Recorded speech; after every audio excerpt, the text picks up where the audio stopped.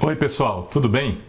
Como vocês sabem, no vídeo anterior nós vimos como a expressão dolo específico foi criada na teoria e prática italiana do século XIX e como ela acabou sendo empregada naquele país para indicar a finalidade definida nos tipos que podem ser divididos em duas partes.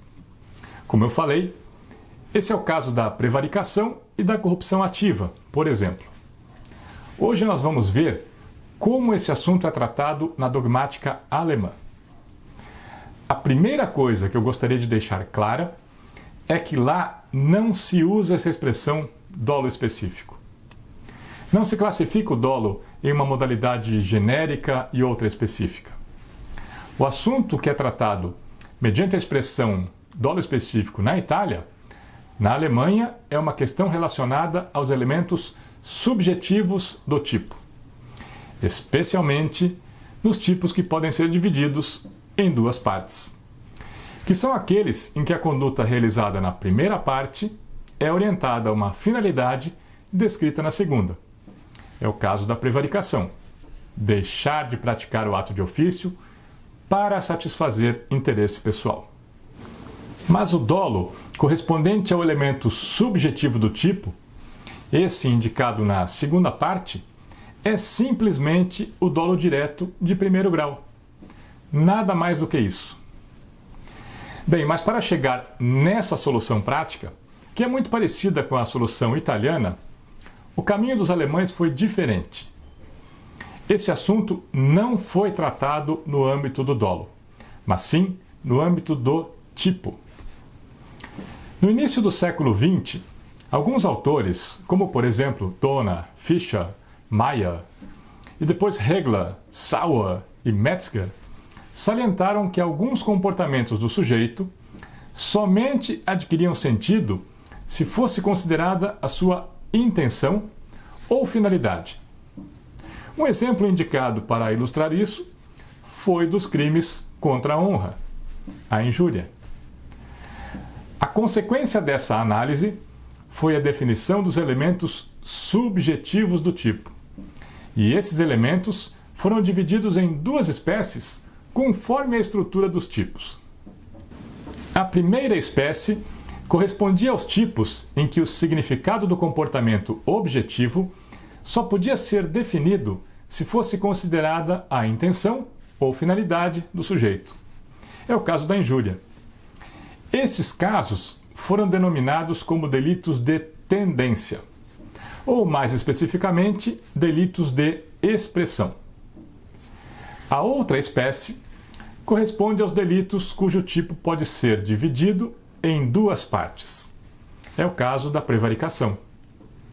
Esses casos receberam algumas denominações variadas, como, por exemplo, delitos cortados em dois atos e delitos de resultado cortados. Mas para facilitar a exposição, eu vou usar uma expressão mais geral, que dá uma ideia mais simples do que nós estamos tratando, que é tipos divididos em duas partes.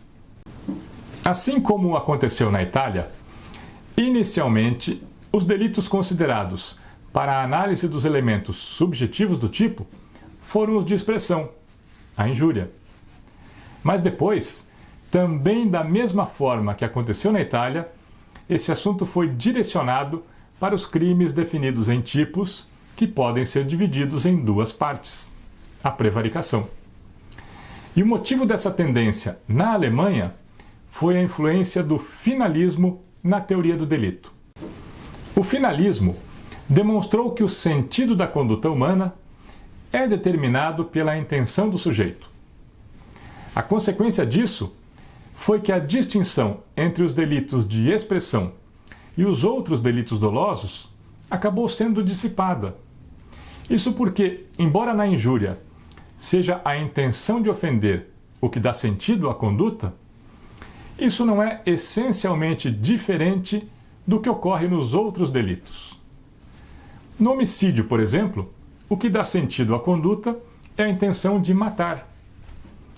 E no furto, o que dá sentido à conduta é a intenção de subtrair. Portanto, Nos casos de dolo direto de primeiro grau, essa classificação dos delitos de tendência e também de expressão acaba perdendo muito da sua utilidade. Mas, nos casos de tipos que podem ser divididos em duas partes, e a segunda parte é composta por uma finalidade que atribui sentido à primeira parte, a análise dos elementos subjetivos do tipo é muito importante.